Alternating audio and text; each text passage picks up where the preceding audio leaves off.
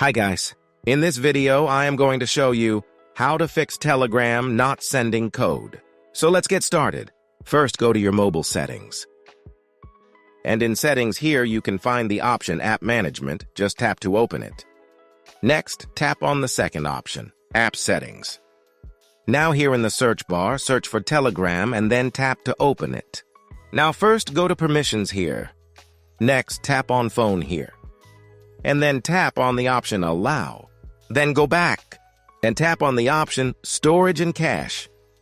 Then tap on the option Clear Cache to remove all Telegram cache. Next, tap on Clear Storage here to clear Telegram storage. Now let's go back and open your Play Store. And in the search bar, search for Telegram. And update your Telegram application here.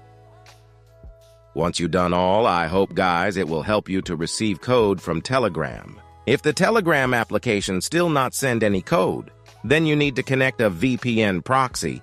You can use any VPN that you like the most, like I am using Super VPN. Just open it, tap Connect here, and you will be connected. If you found this video useful, please show your support with a like. Your feedback is invaluable to us, so feel free to share your thoughts and suggestions in the comments section below. We're eager to hear from you.